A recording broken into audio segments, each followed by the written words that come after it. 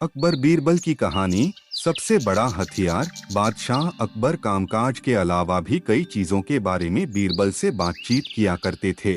ऐसे ही बैठे बैठे एक दिन बादशाह ने बीरबल से पूछा कि इस दुनिया में सबसे बड़ा हथियार तुम्हारे हिसाब से कौन सा होता है।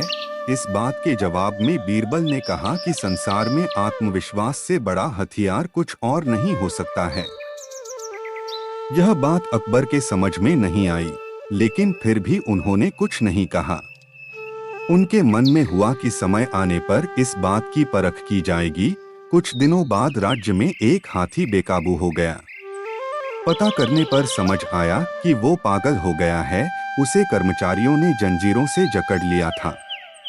इसकी खबर जैसे ही बादशाह को पहुंची, तो उन्होंने सीधे महावत से कहा कि जब भी तुम्हें बीरबल आता दिखे तो हाथी की जंजीरों को खेल देना। यह सुनकर महावत हैरान हो गया, लेकिन बादशाह का आदेश था, इसलिए सिर झुकाकर चला गया।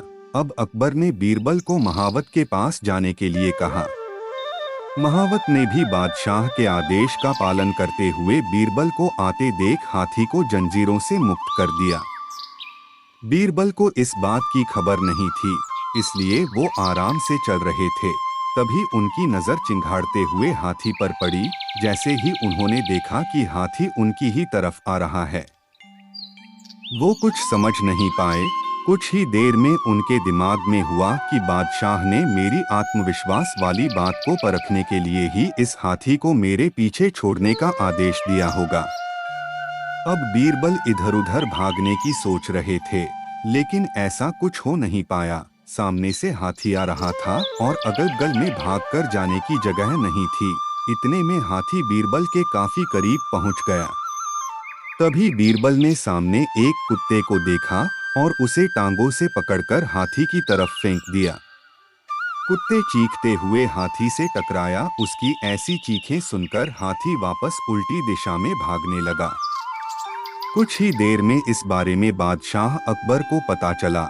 तब जाकर उन्होंने माना कि आत्मविश्वास ही मनुष्य का सबसे बड़ा हथियार है। कहानी से सीख।